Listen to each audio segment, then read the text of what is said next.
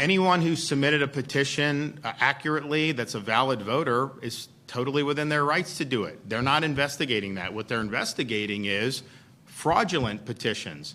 They're investigating. I mean, we know that this group did submit on behalf of dead people. I don't know how you do that. I mean, I thought that was a Chicago thing, but yet they did it here, right? And so we know that. And then you also know that there are documented examples, which FDLE is looking at, where the petition and the name does not match the signature that's on file. And that's just the reality. So the question is that a valid signature or not? And it may be that the signature is totally different, and that voter will say, no, I actually did do that. Maybe they signed their name. That is absolutely possible. And if that's what you say, I think that's probably the end of it. But I do think that that they've identified examples that are not valid, and they absolutely need to be. Anyone that is trying to commit fraud in this process absolutely should be held accountable. And what I found is, if people know that there's accountability, then it really deters others from wanting to do it in the future. The fact of the matter is, the state, I mean, since we've had the election unit, it's only been a few years, there have been people prosecuted who are illegally in the country who voted. You know, we had a guy in Broward, he said, oh yeah, Broward told me I could vote. And I don't doubt that that happened. I bet you someone told him that.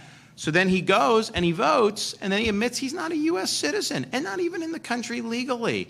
And then you have some people that may vote in different jurisdictions. I mean, we've got a lot of snowbirds, and that's great, but you don't get to vote in New York and Florida, okay? You're a voter one of the two. So if that happens, you could be held accountable. We also have prohibitions on sex offenders, and people have committed homicides from voting as convicts, and yet that has happened where people have done it. Well, guess what? They've been held accountable. So I think that that's important.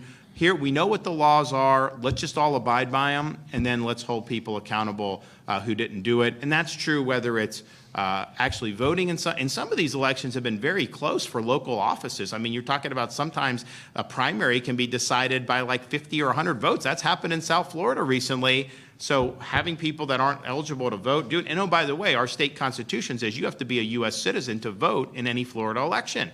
So we got to uphold that. It's interesting how in the federal, you have people are crying about just saying on the budget that you have to be a U.S. citizen to vote in any of these elections coming up in November. Why would that be something that would be controversial? Well, the reason why is because you've had some of these cities around the country, we haven't allowed it in Florida, they have registered non-citizens to vote in the elections.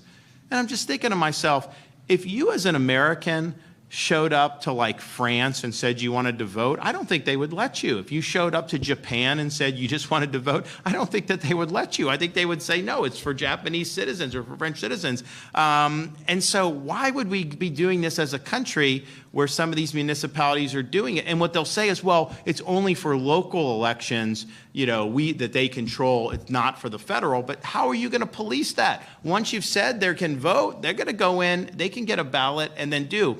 So I think that the Democrats are making a big mistake by fighting on citizen voting. To me, that's a no-brainer.